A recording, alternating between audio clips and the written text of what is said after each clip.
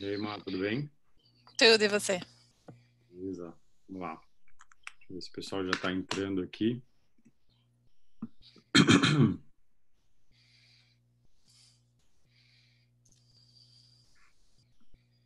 Boa.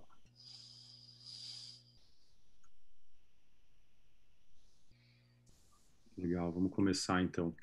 Bom, pessoal, bem-vindos aí a mais um live da Pipo Saúde. Meu nome é Thiago Ligori, eu sou diretor médico da Pipo e comigo aqui está a Marcela, que é a nossa head de pessoas.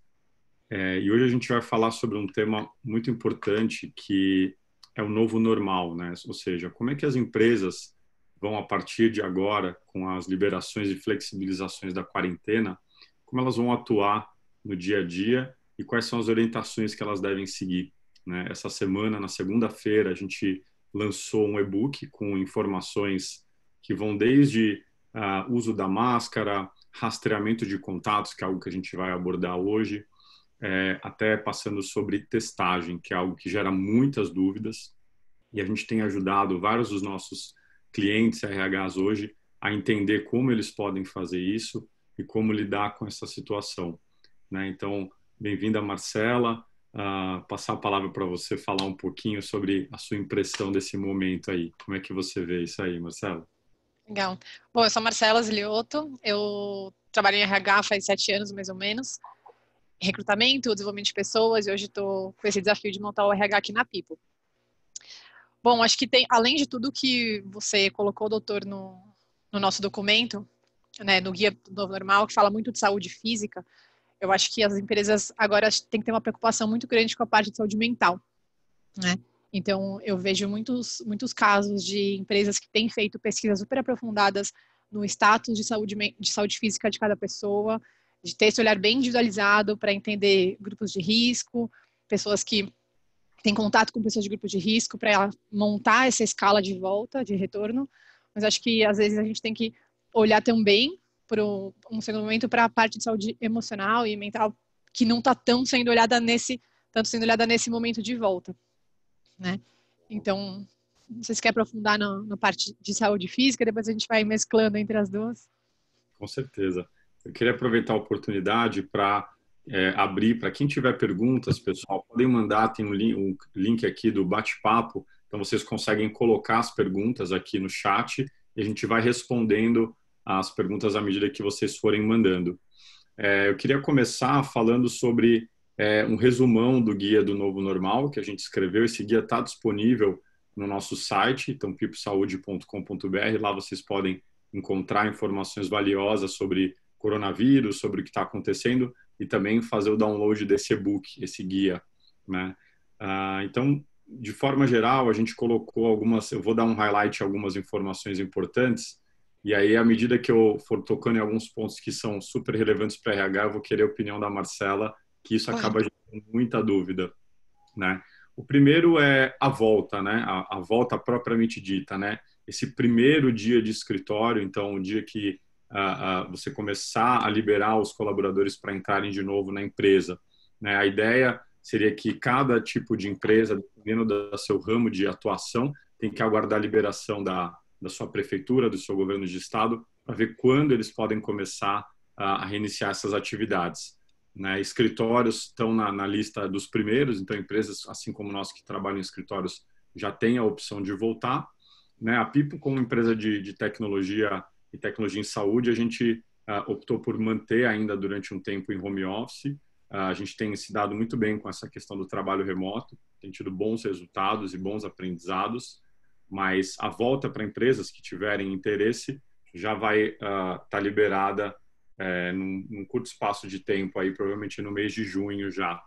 E a ideia é que as pessoas voltem numa escala reduzida, ou seja, a gente orienta que seja num contingente aí de menos de 50% até 50% dos colaboradores voltando para a empresa nessa primeira fase. E nessa volta, a ideia é que todos os colaboradores já usem a máscara, que a empresa disponibilize a máscara para eles e façam a aferição da pressão. A nossa orientação é uma aferição 2 vezes por dia, ou seja, na entrada e na volta ali do almoço, o colaborador ter a sua temperatura aferida, né? E aí vem uma uma pergunta para você aí, Marcela. Se você pega toda essa população do RH, qual é a população que você acha que deveria ser escolhida para entrar nesse 50%, né? Ou seja, quem pode voltar agora e quem ainda dá para continuar em home office, pensando no contingente da empresa como um todo?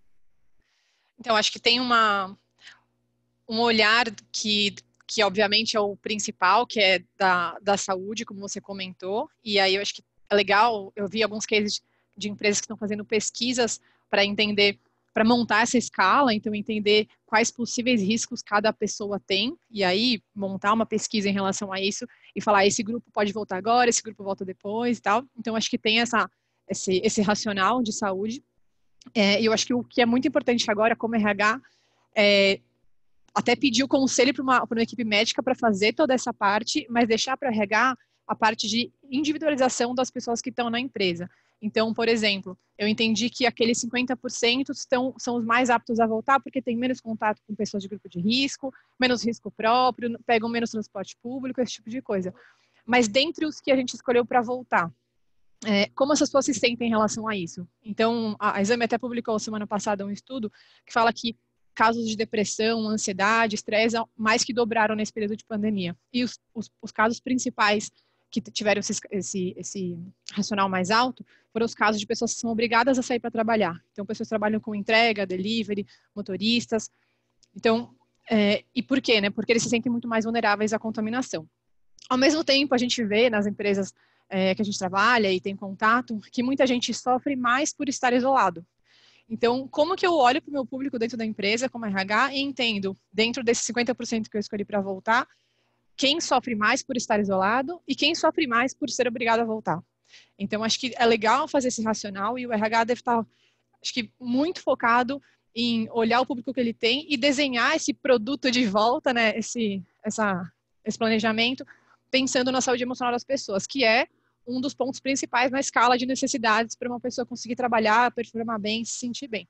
Então, eu acho que é legal esse olhar do RH para quem está dentro e trabalhar como um design de produto pensando na pesquisa de pessoas que ele tem dentro da empresa e não exclusivamente fazer uma tabela de risco de saúde e simplesmente usar isso e aplicar nas pessoas. Então, eu dividiria o trabalho. A parte de saúde, que você aqui no nosso caso é a pessoa melhor para isso, mas usar uma pessoa que entenda muito do assunto, e o RH olhar para as pessoas, que é o trabalho normalmente que ele faz, mas voltado para esse momento. Legal, perfeito, Marcela. Outro ponto super relevante é essa questão do distanciamento dentro da empresa, né? Então, a gente sabe que a distribuição geográfica das pessoas precisa mudar, né? Até a gente ter uma vacina, até a gente ter condições aí de ter as pessoas trabalhando próximo, a ideia é que a gente tenha um distanciamento social de pelo menos 2 metros entre um colaborador e outro. A orientação que a gente tem dado no guia é para que sejam evitadas reuniões. Então, nesse momento, 50% do contingente, até 50% volta, mas continua fazendo reuniões de forma remota, assim como muitos escritórios têm feito ainda hoje em dia. E uma das orientações que a gente tem dado é na reorganização ali das mesas, né? Como é que fica, né? A gente tem orientado que você tem, pensando que você tem um box de funcionário ali, você vai deixar um box, um colaborador trabalhando na sua mesa, no seu desk, e aí você vai deixar um vago, ou seja, você vai intercalar essa distribuição das pessoas que estão sentadas, né? Então, isso é super relevante no dia a dia da empresa. Eu vou colocar um outro ponto aqui que é super relevante, que é a questão do rastreamento de contato, né? Isso tem gerado muita dúvida dos RHs, como fazer isso. Ainda não existem processos 100% delineados, tanto de prefeitura ou de órgãos reguladores. O que a gente tem sugerido é que os colaboradores sejam orientados, desde o primeiro dia que eles voltam à empresa, a terem uma noção de quais colaboradores eles estão tendo contato, né? Ou seja, podem até às vezes manter um histórico ali das pessoas que eles estão tendo contato, e contato a gente considera como um contato mais próximo, de 1 a 2 metros, por cerca de 10 minutos. A gente considera que nisso você realmente teve um contato com a pessoa, e caso você desenvolva sintomas, é o papel do RH entrar em contato com essas pessoas que você teve contato e avisar que uma pessoa está com suspeita de Covid ou até confirmado, e que o RH vai dar novas informações. Marcela, como é que você acha que nesse momento, o RH deve abordar essa pessoa que, durante o trabalho, teve uma febre, um mal-estar, e você precisa isolar essa pessoa, mandar para casa? A gente sabe que é um momento delicado essa abordagem, principalmente para preservar a confidencialidade desse colaborador. Como é que você acha que, na prática, é a melhor forma de fazer isso? Acho que é curioso, você estava falando do processo na volta, né, das novas rotinas. Pode ser que nós mesmos, a gente seja a pessoa que descubra que aquela pessoa está com um sintoma, né, numa hora de aferir a temperatura, e ali naquele momento, na porta do escritório, você vai descobrir que aquela pessoa está com febre. Então, acho que é algo muito tenso, acho que a gente tem que estar preparados também para conseguir lidar com essa situação, mas o que eu faria nessa situação, acho que é sempre deslocar a pessoa, óbvio, por questões de saúde também, o isolamento, mas sempre tratar na individualidade de cada um, até porque a gente tem que fazer isso em relação aos dados para não expor ninguém, mas acho que a primeira coisa é entender como a pessoa está se sentindo, porque provavelmente é um momento de medo, você descobrir que você está com uma suspeita de coronavírus nessa hora, acho que é um momento de muito medo, então conseguir dar uma atenção, uma escuta superativa com essa pessoa. Em segundo momento, você vai ter que fazer a investigação para saber com quem ela teve contato. Acho que essas coisas têm que ser separadas e tratadas com muita delicadeza, porque o foco ali é, primeiro, que ela fique bem e ela seja tratada, e segundo, entender como ela pode impactar a saúde de todas as outras pessoas. Acho que uma vez que a gente decide, como empresa, voltar, também tem um peso muito grande com a gente, RH, com a responsabilidade de ter tomado essa decisão. Porque as pessoas têm o livre-arbítrio para falar que não querem, claro, mas a gente tomou uma decisão como empresa, e aquilo vai ser a nova regra. Então, acho que tem uma responsabilidade bem grande na gente, por isso o planejamento é tão importante. Assim, não conseguiria me sentir confortável se o meu planejamento foi mal feito e eu cheguei na hora e a pessoa aconteceu mesmo, e aí eu vou ter que aprender como lidar com aquilo. Acho que conversar com uma pessoa da área da saúde é muito importante para orientar na hora de lidar com isso, porque acho que nem o RH está preparado para ninguém, na verdade, está preparado para uma pandemia como essa, mas essa situação é de muito aprendizado de todo mundo. Então, vi cases de empresas que têm feito testes, inclusive em todo mundo, e dando um suporte emocional para que a volta seja mais leve e que todo mundo meio que assuma essa responsabilidade junto, sabendo que a decisão foi da empresa. Mas acho que é um momento de muita tensão nessa hora, então ter uma pessoa técnica perto para ajudar e aconselhar, para mim, seria o que mais me daria segurança. Legal. Bom, com certeza a saúde emocional dos colaboradores tem que ser levada em conta, né? É um momento super difícil. Saiu uma pesquisa recente publicada na USP que níveis de ansiedade, depressão e burnout têm mais do que dobrado dentro das empresas. Então, isso é algo que a gente tem que acompanhar muito de perto. No nosso guia, vocês conseguem ver um detalhamento sobre como fazer essa questão do rastreamento de contato. Então, como a Marcela falou, isso começa já desde a abordagem com a pessoa que tem uma suspeita ou caso confirmado de Covid. E a ideia é que a gente converse com essa pessoa, pegue os contatos os colaboradores que ela teve contato e já comece um diálogo com esses colaboradores, falando sobre quais são os sinais da doença, sintomas, só lembrando, febre, temperatura acima de 37,8, dor no corpo, falta de ar, coriza, né, nariz escorrendo, náuseas, vômitos, falta de cheiro, que é um sintoma que a gente detectou que é super presente, a dificuldade de olfato.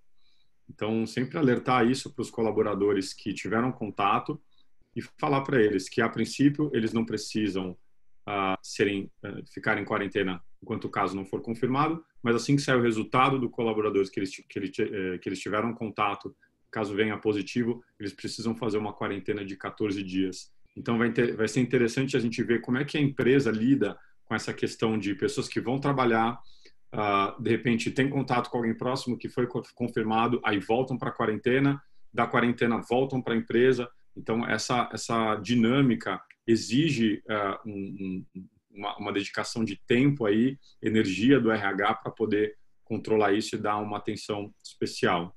Eu queria compartilhar com vocês um caso. Alguns RHs têm perguntado, assim, eu tenho recebido algumas perguntas, poxa, mas isso é obrigatório, né? Fazer esse cuidado relacionado ao Covid é obrigatório? Qual a importância disso? E aí eu vou relatar um case que aconteceu nos Estados Unidos. A empresa JBS, que é uma empresa grande, famosa, de processadora de carne, ela teve um surto em uma das unidades, uma das plantas de processamento de alimentos. Então, você teve coisa de 50, 60 casos num curto espaço de tempo, e esses casos representavam uma cidade pequena nos Estados Unidos, e isso representava cerca de 50% dos casos da cidade, ou seja, é como se a empresa virou um grande polo ali do surto do coronavírus para a cidade, para a região. Então, nós como gestores de saúde, que estamos relacionados intimamente com as empresas, com os RHs, temos a responsabilidade de orientá-los e de criar programas para evitar que a empresa vire um novo polo um novo ponto de surto de coronavírus, né? Chegou uma pergunta aqui da Beatriz Rezende, perguntando como lidar com colaboradores que não se sintam à vontade para voltar, mesmo sendo elegíveis, né? Essa é uma pergunta super interessante. Eu acho que a Marcela pode responder isso, né? Lidando com tanto tempo que você já lida com as pessoas, né, Marcela? Diferentes pessoas têm diferentes necessidades dentro da empresa. Como é que a gente aborda um colaborador que, apesar de não fazer parte do grupo de risco estar apto a voltar, ele sente que ele não está confortável para voltar a trabalhar no escritório e prefere continuar no home office? Como é que a gente pode abordar isso com ele e deixar isso muito transparente? Eu acho que essa hora é uma hora que todo mundo tem que ter certa flexibilidade, né? Então, não é um momento fácil para ninguém, nem para RH, nem para o gestor e nem para a pessoa, mas eu acho que respeitar esse sentimento de cada um é muito importante. O que eu faria até, acho que voltando um pouco, acho que nesse momento que todo mundo ficou obrigatoriamente remoto, foi um momento muito de autoconhecimento e onde você excluiu todas as variáveis de um escritório, então interrupções, reuniões, o cafezinho que você toma com alguém, o barulho e tal. Então, você exclui todas as variáveis de um ambiente de escritório e você lida diretamente com as variáveis individuais. Então, cada pessoa conseguindo entender momentos de alta produtividade, baixa produtividade, lidar com sono, lidar com falta de atenção, o conforto na cadeira, no sofá, da mesa, onde você está trabalhando. Então, acho que é um momento onde cada um conseguiu entender sua melhor forma de trabalho, exceto variáveis quando tem uma criança de 2 anos em casa, por exemplo, como é o meu caso. Acho que é um momento onde cada um conseguiu enxergar as próprias variáveis individuais, entender o que faz aquela pessoa trabalhar melhor, mais confortável, mais confiante ou não. Então, acho que o RH ter o olhar para isso e perguntar, inclusive, esse tipo de coisa, vai tornar a volta muito mais produtiva, inclusive. Porque uma pessoa que percebeu que durante a manhã ela produz muito melhor se ela estiver sozinha e à tarde ela se sente melhor fazendo as reuniões, por que não dar essa possibilidade para ela e usar o aprendizado do isolamento para melhorar a produtividade no escritório, inclusive? Então, acho que isso é uma coisa, assim, ter essa certa flexibilidade de cada um poder se posicionar e falar como prefere trabalhar. Isso é um trabalho, acho que, do RH e também dos gestores de time.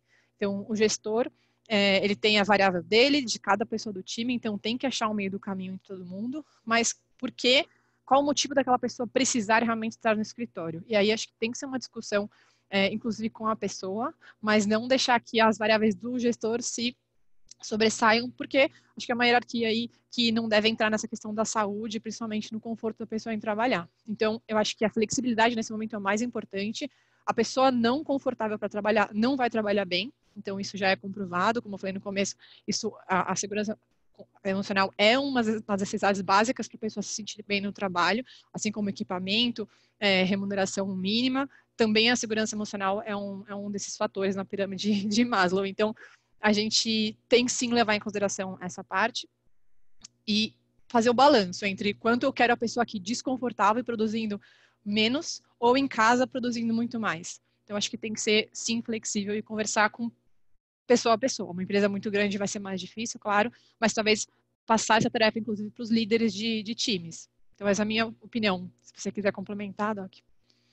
Não, eu acho que é perfeito, né? Nessa hora, a vontade do colaborador tem que falar mais alto. As empresas fizeram um trabalho muito bom para home office, trabalho remoto, então acho que a volta é um ponto sensível e tem que ser muito bem discutido de forma individual com os colaboradores, né? Então, quem não se sente à vontade para voltar, deve permanecer em casa. Existem pontos sensíveis como empresas de produção em massa, chão de fábrica, que isso agrega uma complexidade maior, que a produtividade do funcionário está diretamente relacionada a ele estar na empresa. Então, assim, acho que a conversa é o melhor formato, entender por que esse colaborador não quer voltar, como você pode ajudá-lo a se sentir mais confortável para voltar para o dia a dia, para a realidade da empresa. Vou fazer só um parênteses aqui. Para quem não nos conhece, a Pipo é uma plataforma de gestão de benefícios de saúde para empresas. Então, a gente atua hoje com uma corretora, mas a gente faz um trabalho muito mais amplo do que isso.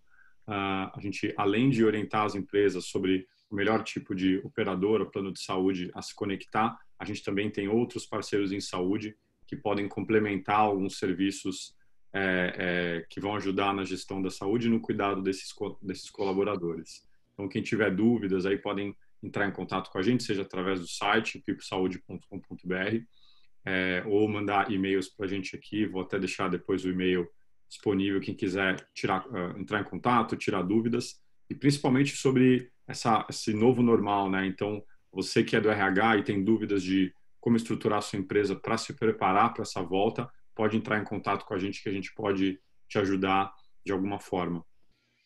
Um outro tema que eu vou colocar agora aqui, que é super relevante, é o tema da testagem, tá? Isso também está no nosso e-book. Vocês podem baixar o e-book através do nosso site, nas plataformas. E aí vem aquela questão, né? Esse tema ainda é um pouco sensível. Algumas empresas se adiantaram e estão começando um sistema de testagem global, ou seja, você testar todos os colaboradores. A gente acredita aqui na Pipo, né, desde a contratação do plano de saúde, dos parceiros em saúde, a gente acredita muito no uso racional dos custos, né? Então, a gente acredita que nesse momento é possível você fazer um rastreamento de casos suspeitos e pessoas sintomáticas dentro da empresa, e não necessariamente fazer uma testagem 100% da sua força-tarefa, né? Isso pode gerar custos muito altos que poderiam estar sendo utilizados de outra forma. Claro que existem casos mais sensíveis, né? Como eu falei, às vezes linhas de produção que as pessoas trabalham numa proximidade muito grande, no qual você não vai conseguir mudar essa estrutura num curto prazo, aí talvez valha a pena você fazer uma testagem global. Mas o que a gente orienta hoje é testar os casos sintomáticos. Existem três tipos principais de testes. O primeiro teste é o teste do PCR, no qual é feito um swab, que vai no nariz da pessoa, na nasofaringe, então vai no nariz e na boca, e ele detecta a presença do vírus, né? Esse exame, o ideal é que ele seja realizado ali pelo menos 3 dias depois do início dos sintomas e até 10 dias dos sintomas detectados. Então, é um exame ideal para pessoas que estão com sintomas, estão com um quadro infeccioso. Um outro tipo de teste, chamado sorologia, é um teste em que a pessoa vai, coleta o sangue, esse sangue é mandado para o laboratório, processado, e você tem um resultado de anticorpos, que são 2 principais, o IgM e o IgG. E eles vão dar uma indicação se a pessoa está com a infecção ou se ela teve a infecção e já tem os anticorpos necessários, né? A gente tem no nosso e-book tem um detalhamento maior sobre isso. E tem também o teste rápido, que é um teste de menor custo, mas que também tem uma eficácia de detectar os anticorpos um pouco menor do que a sorologia, só que o resultado dele sai relativamente rápido, ali entre 30 minutos e 1 hora você já consegue detectar a presença de anticorpos. Então, essa questão da testagem, né, Marcela? Como é que você vê essa questão da empresa? A gente é aberto a todas as opiniões, mas tem empresas que estão tornando obrigatória a realização do teste para voltar ao trabalho, né? Como é que fica a autonomia do colaborador que não tem sintomas, não teve contato, em relação ao que como ele se sente em relação a fazer esses testes pela empresa? Eu até estava lendo um artigo sobre isso, sobre quanto o nível de estresse aumenta na primeira testagem que a pessoa faz. Então, eu não sabia que isso era tão maior, assim, do que o nível normal de estresse da pessoa, mas parece que é um impacto bem grande. Então, eu acho que para muitas pessoas isso pode ser um benefício, inclusive. Então, eu tenho conhecidas que falaram, as pessoas estão agradecendo por poder fazer o teste, por curiosidade ou até por segurança de estar bem ou estar já com o anticorpo e tudo mais. Então, eu acho que dá para achar um meio do caminho, mas como a gente falou em relação à pergunta da Beatriz, inclusive, acho que se a pessoa não está confortável de fazer o teste, a gente tem que respeitar e aí a gente vai tomar a decisão de não trazê-la para o escritório, provavelmente. Porque ela estando no escritório sem ter feito o teste, acho que aumenta um pouco relativamente o risco para as outras pessoas que a gente trouxe também para o escritório. Então, acho que a mesma coisa, a gente tem que respeitar a individualidade de cada um, mas se a pessoa ela quer voltar para o escritório, eu concordo em voltar, eu acho que, minha opinião, é que o teste ajuda bastante a empresa a se sentir confortável e confiante de trazer aquela pessoa e todas as outras para o escritório. Então, eu não sei se tem alguma regra em relação a isso, de poder não fazer o teste e mesmo assim voltar, mas eu, como responsável por trazer as pessoas de volta para o escritório, para um lugar fechado, com mais gente, eu não gostaria de trazer alguém que não tenha feito o teste, por exemplo. Legal. Como é que você tem visto alguns outros cases de empresas, né, Marcela? Você que conversa com os outros RHs, algumas empresas que já estão mais adiantadas, já querendo voltar num curto prazo, como é que eles têm se estruturado em relação à testagem? Uhum. As empresas que eu conversei fizeram esquemas muito legais, inclusive de o teste acontecer fora da empresa, por exemplo, no estacionamento ou em uma cabine fora do escritório em si, porque uma vez que você entrou no escritório, o teste, óbvio, é importante, mas uma vez que você entrou, você possivelmente contaminou alguém já, antes, na entrada, antes de fazer o teste. Então, por isso, até esse momento tem que ser muito bem planejado também. Mas os cases mais interessantes que eu vi, onde as pessoas se sentiram melhor e mais confortáveis em trabalhar, foram nesse formato. A pessoa chega no carro, assim como essas campanhas que estão acontecendo de iniciativas de testes, né? A pessoa chega dentro do carro, o teste é coletado e só depois do teste do resultado pronto, aí sim ela pode entrar no escritório. E acho que nessa hora tem uma responsabilidade muito grande de cada pessoa também. O que eu estou fazendo fora do escritório para controlar o risco de trazer alguma coisa para dentro e possivelmente iniciar um surto, como você contou do caso da JBS, por exemplo. Então, acho que a gente divide a responsabilidade bastante. Então, o teste, acho que ele é bom para os dois lados. Tanto para o colaborador que se sente melhor, quanto para a empresa. Mas o momento do teste, que foi uma surpresa quando eu li esse artigo, ele é tão estressante que acho que tem que ser super bem pensado. E uma dúvida que eu fiquei, doutor, não sei se você estava pensando em falar sobre isso, mas como RH, eu recebo algumas perguntas. Da onde eu tiro esse teste? Como eu tenho acesso a ele? Como eu compro ele? Então, empresas que não têm acesso, talvez, a uma organização tão grande, como elas podem fazer para adquirir esses testes, por exemplo? A gente tem conversado com algumas empresas, inclusive startups, que têm montado programas específicos para coronavírus, né? Então, um exemplo aqui é uma empresa de saúde digital chamada Cuco Health, que montou todo um programa que vai desde o uso de um aplicativo móvel para celular, que a pessoa consegue ter quase que um passaporte, né? Então, ela tem que ter um passaporte ali verde para poder entrar na empresa, mostrando que ela efetivamente fez o teste. E alguns drive-thrus espalhados aí por São Paulo. E aí a pessoa consegue agendar o seu teste pelo aplicativo, ir nesse local, fazer o teste, ficando verde ali, fez o teste, está tudo ok, ela vai para a empresa e começa a trabalhar. Essas empresas geralmente cobram por teste, né? Geralmente tem um fee fixo de administração da carteira e mais um preço por teste. Mas de uma forma geral, aí a gente vê testes como o PCR, que variam de 250 a 350 reais, sorologias variando de 150 a 200 reais, e o teste rápido, algo mais barato, aí, entre 100 a 150 reais. Esses testes estão começando a ser disponibilizados em farmácias, em alguns outros lugares, mas realmente ainda é um pouco escasso, a gente vê uma quantidade reduzida, então muitas vezes tem falta, dificuldade de encontrar. Então, a gente acredita muito que esse tipo de trabalho, ele é muito minucioso, ele exige um nível de detalhamento grande e que talvez o RH deva terceirizar esse tipo de serviço para empresas que têm experiência na área da saúde. Então, ao invés do RH comprar os testes e sair fazendo, ele chama uma empresa terceira. A Pipo é conectada com empresas terceiras que fazem esse tipo de trabalho, então a gente pode ajudar vocês.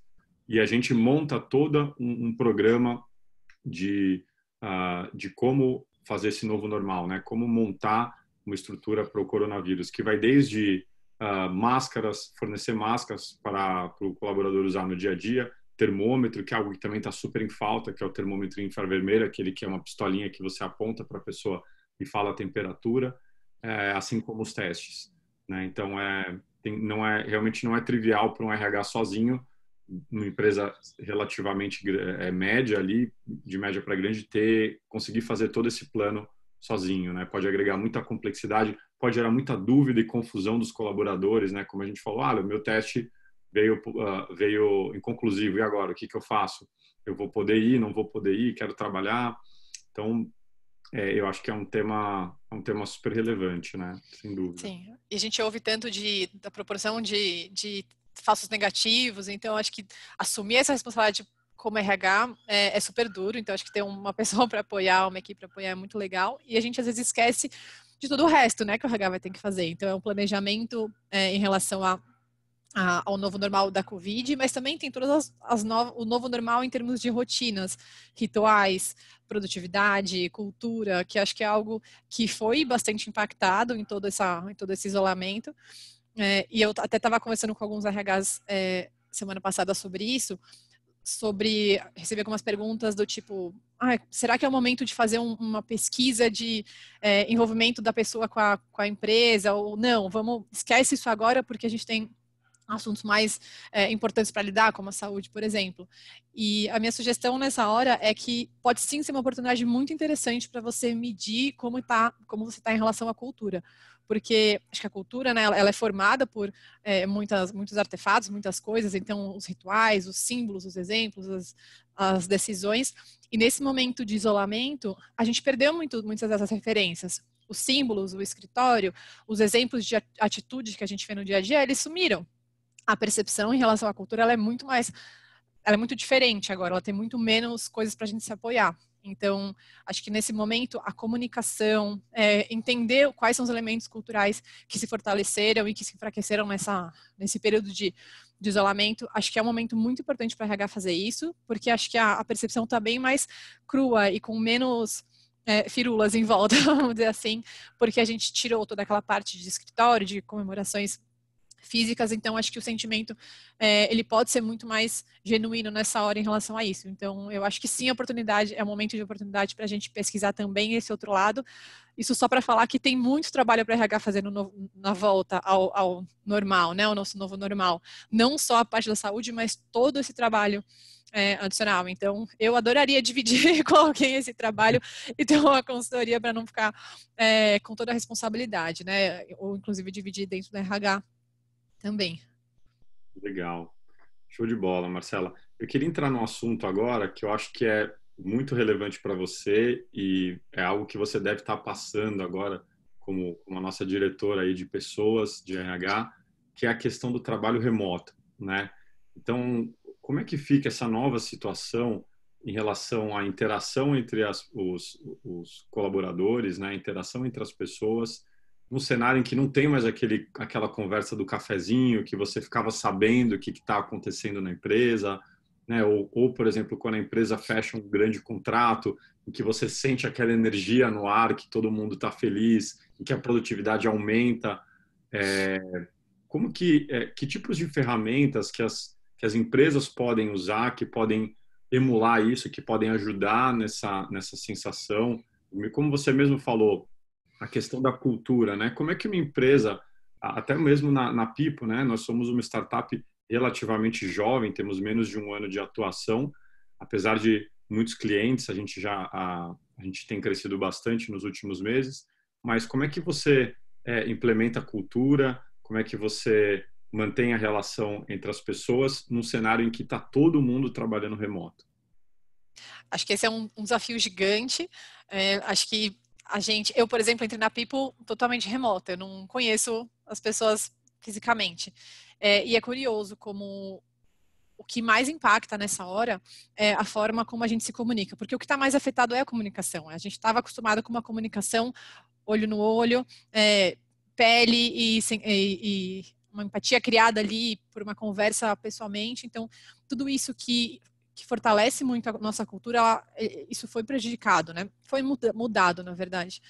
Então, acho que tem pilares da cultura de uma empresa que são muito importantes a gente prestar atenção nessa hora. Então, a comunicação, o alinhamento, o contexto e as histórias, né? Acho que a cultura, ela é formada, como falei, por essas questões, né? Rituais, exemplos e tal, mas principalmente pelas histórias que você pode contar em relação a uma empresa.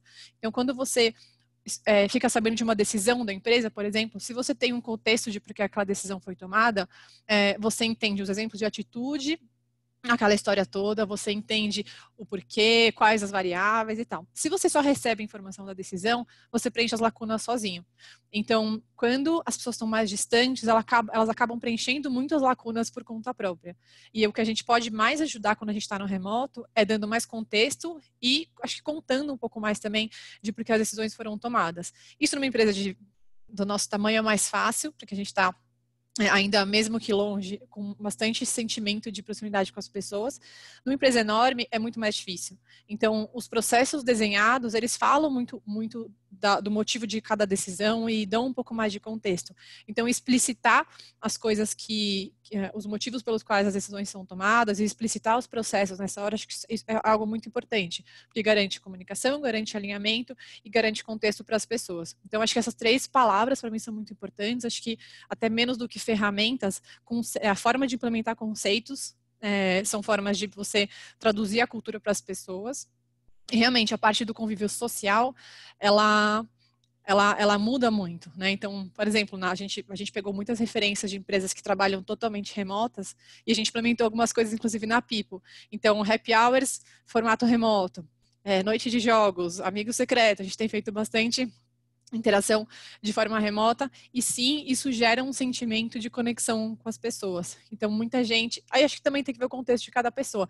Muita gente tem tanta gente na casa que na hora do trabalho não quer mais convívio social, mas ao mesmo tempo quem mora sozinho está sentindo muita falta de um convívio social. Então, acho que ter abertura para as pessoas optarem por participar ou não desses momentos, acho que é algo muito importante, mas acho que o principal, que é o cerne realmente da percepção de cultura à distância, é essa questão de contexto, comunicação, alinhamento, e você conseguir entender o que está passando do outro lado da câmera, porque a percepção por contato ela é muito mais difícil.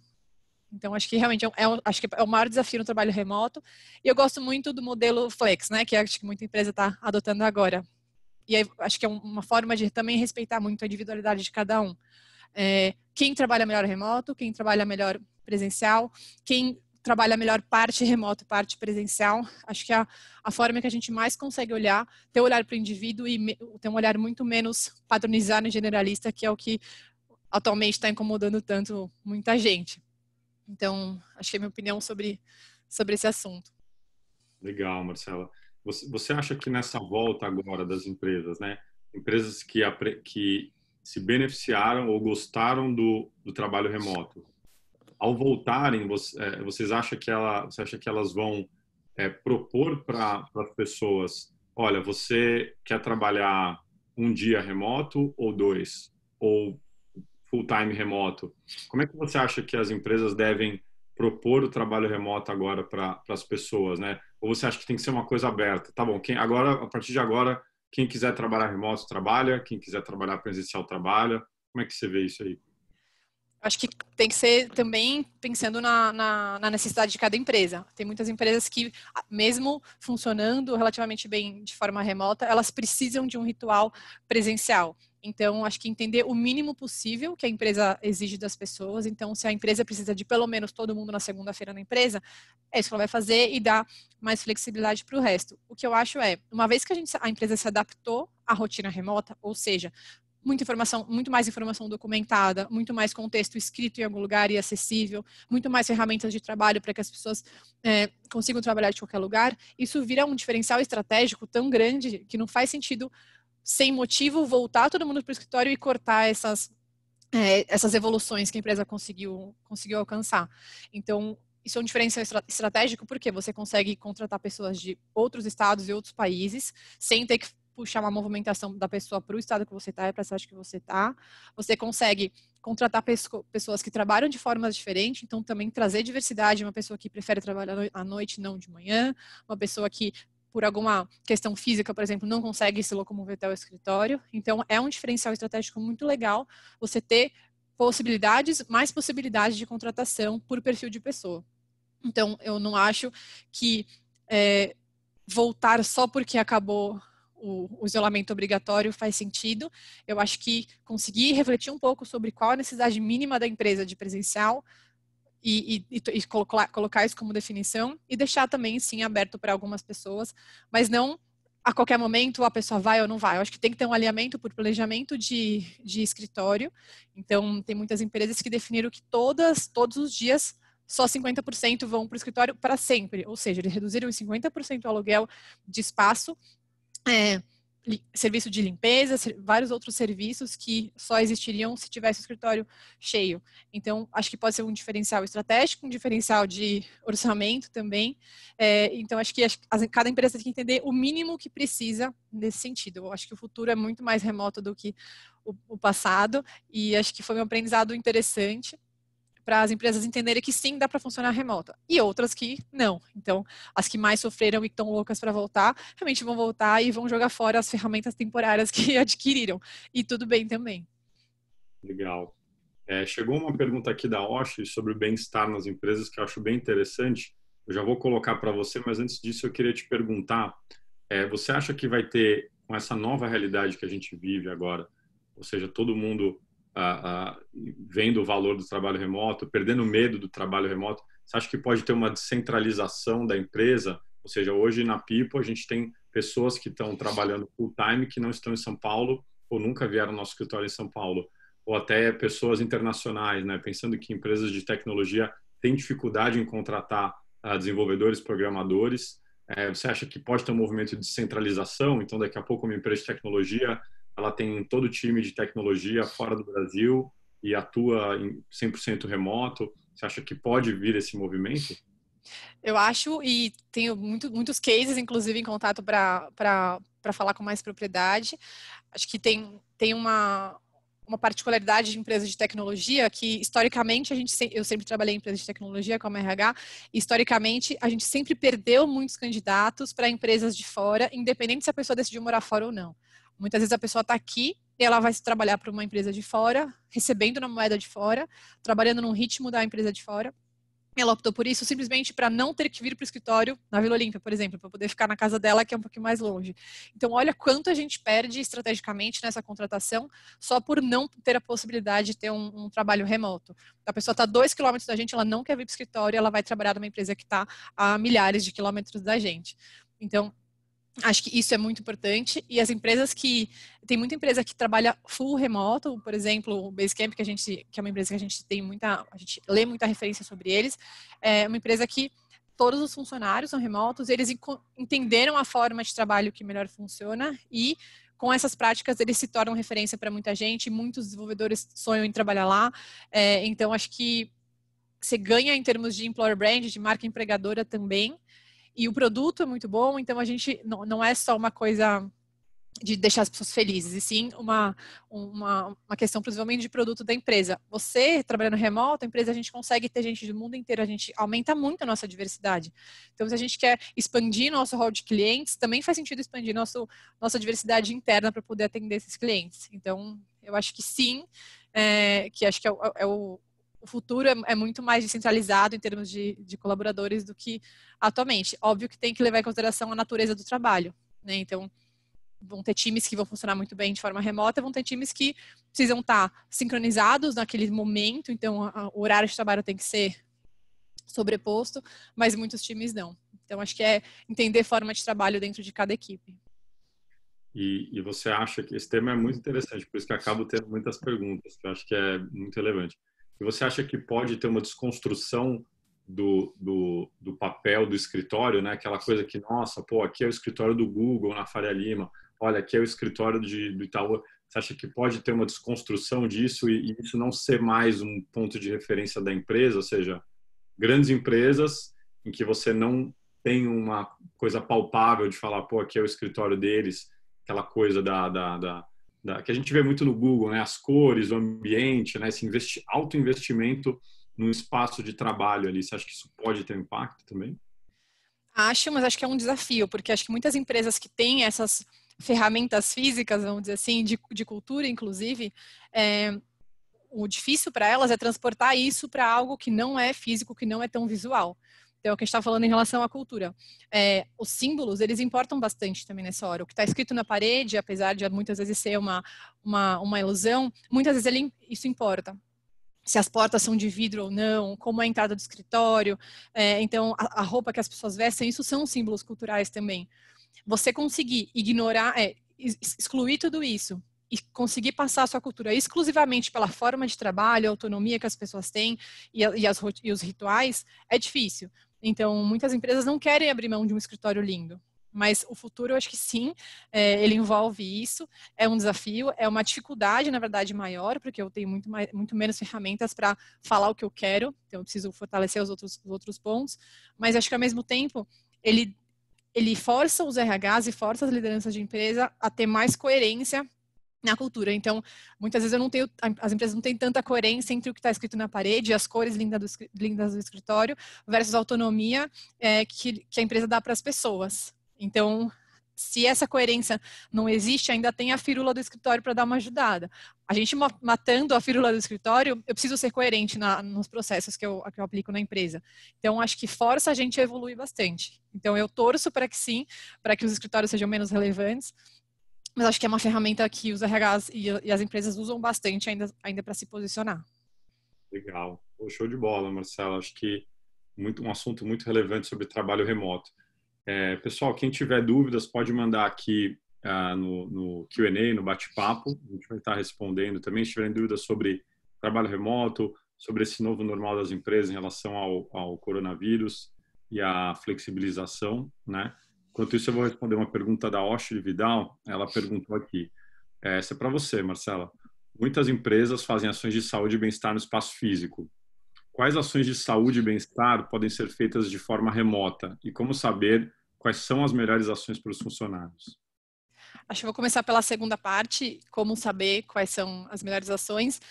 Eu sempre opto por perguntar, então acho que é um caminho mais real do que a gente pode realmente montar de plano de ação. Então, acho que perguntando a gente consegue entender o que funciona para aquele público, que é o que eu falei no começo, como desenhar um produto para um público que você não conhece. Então, conhecendo esse público, você consegue desenhar uma coisa muito mais assertiva. Então, acho que perguntar a primeira coisa pode ser através de pesquisa, pode ser através de conversas, dependendo do tamanho da empresa. E uma vez que a gente entendeu o que faz diferença para aquelas pessoas, acho que tem várias ações em relação à saúde e bem-estar que a gente pode fazer. Então, acho que saúde envolve também convívio social, como esses momentos de interação. Então, acho que isso é uma coisa importante. Oferecer benefícios que favorecem a saúde da pessoa também. Então, se o nosso público gostaria de fazer um esporte, acho que um benefício que estimula isso é importante. Se aquele público é um público que se sente mais seguro tendo um hospital específico, acho que isso tem que ser oferecido pela empresa também. Então, a escolha desses benefícios é uma coisa super estratégica nesse momento. E também ações de rotina, como, por exemplo, ajudar em orientações de alimentação, trazer rotinas de esporte, ginástica laboral, que muitas empresas fazem também, que quando você ouve parece algo meio chato de fazer, mas fisicamente movimentar o corpo, isso ajuda muito também no nosso emocional e na forma que a gente trabalha. Então, acho que tem vários exemplos de ação no mercado.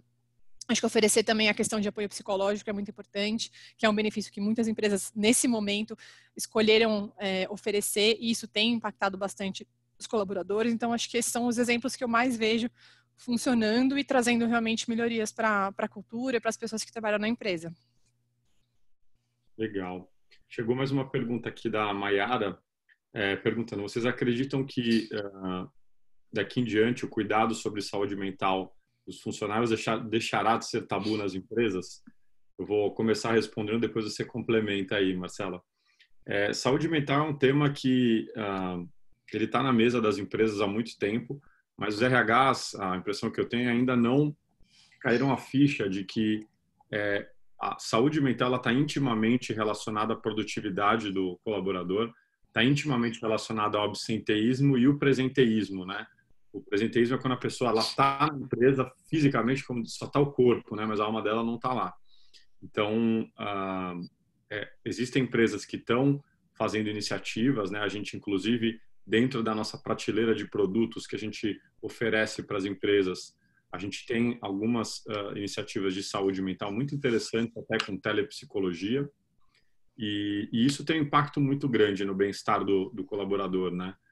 Mas também não basta jogar essa solução e não fazer um trabalho de conversa, de desmistificar a saúde mental, abordar o colaborador de forma correta. Então, o RH tem que ser um parceiro com nessas iniciativas. Não adianta, não é só colocar um pôster na parede e está feita a ação, né? Precisa realmente pegar na mão das pessoas e mostrar que isso é relevante, que elas podem participar desses programas sem medo, que não vão ter repercussões. Isso, às vezes, o colaborador tem medo também. Poxa, eu vou falar que tenho depressão, vou fazer acompanhamento lá, depois posso ser mandado embora. Então, sigilo médico tem que ser respeitado, Lei Geral de Proteção de Dados tem que ser respeitada. Então, eu acho que vai continuar sendo um tabu por enquanto, até as empresas, aos poucos, começarem a entender a relevância e a importância de abordar, acompanhar e tratar a saúde mental nas empresas, que hoje, se você pega em afastamento e atestados médicos, o que a gente chama de CDF, né, que são códigos de doença relacionados à saúde mental, elas representam a segunda maior causa. Então, é muito relevante, mas os RHs precisam se mobilizar para isso, né, Marcela? Sim. Quero até fazer um comentário em relação a isso. Eu acho que, respondendo a pergunta da Mayara, eu acho que é um tabu, inclusive, fora das empresas ainda, né? Na sociedade, acho que tem muita gente que é muito resistente a cuidar da saúde mental. Tanto a ter a percepção que isso é um problema, quanto a tomar uma atitude para cuidar disso. Então, sendo uma coisa tabu na sociedade, acho que isso se reflete também nas empresas. Eu acho que a forma de estrutura das empresas e cultura também influencia muito. Então, pensando na história de evolução de formato de trabalho nas empresas, lá no comecinho, quando era aplicado somente o formato de comando e controle, que é a empresa totalmente hierárquica, que começou nas fábricas, a única coisa que importava para os líderes da empresa e para o RH era o quanto aquela pessoa produzia em termos de produto, inclusive, o quanto entrava algo na empresa e quanto aquilo saía graças àquela pessoa. Então, era muito mais de controlar o trabalho, o horário e atividades do que enxergar a pessoa como um indivíduo. E isso foi evoluindo nos estágios de evolução das empresas, mas ainda falta muito para todas as empresas conseguirem enxergar que pessoas precisam de propósitos e pessoas precisam de ligações emocionais com a empresa para conseguir performar bem. Então, enquanto na sociedade isso ainda é um tabu, na maioria das empresas também, são muito poucas empresas que chegaram nesse nível de evolução de conseguir enxergar a pessoa 100% como um indivíduo e melhorando isso, você automaticamente melhora a produtividade. Acho que com certeza é um tabu, acho que a gente tem um trabalho grande em relação a isso e queria também compartilhar a responsabilidade com lideranças de empresa, não só com os RHs. Acho que isso é uma coisa muito cultural e muito de exemplo. Então, se o RH te fala, deixa eu te ajudar, vamos achar um atendimento para você e vamos cuidar disso, mas o líder dá um exemplo de que isso não importa, o RH não tem força suficiente para fazer isso sozinho. Então, tem que ser uma coisa de braços dados para todo mundo fazer junto. Legal, Marcela. Eu queria abordar um tema aqui que eu acho super relevante. A gente está mais no final da live, depois a gente vai amarrar tudo que a gente falou hoje, mas antes disso eu queria fazer uma pergunta para a Marcela, que é relacionada assim, você como gestora de RH, né? Hoje praticamente você representa o que é o cliente da Pipo, né? E eu acho que eu falando acaba dando muito do ponto de vista da saúde do médico, mas eu queria que você falasse um pouco sobre qual é a proposta de valor da Pipo para o RH. Então, a pessoa que está ouvindo a gente aqui, tem vários participantes aqui na live que são gestores de RH, diretores de RH. Então, qual é a proposta de valor e o que a gente pode agregar como produto aqui na Pipo Saúde, Marcelo? Tá.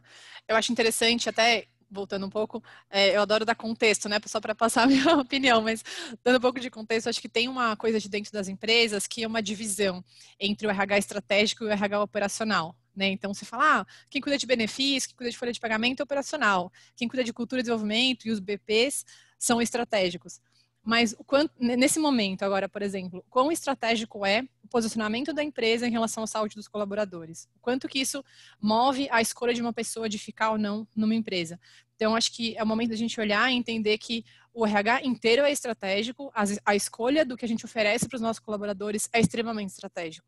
Então, eu acho que a Pipo, nesse momento, ela é um parceiro para eu, como RH, me posicionar dentro da empresa que eu trabalho e facilitar o meu posicionamento em relação a quanto me importa com as pessoas da empresa. E se importar com as pessoas da empresa não significa exclusivamente com as pessoas, significa indiretamente se preocupar com a produção da empresa também, lucro e futuro da empresa.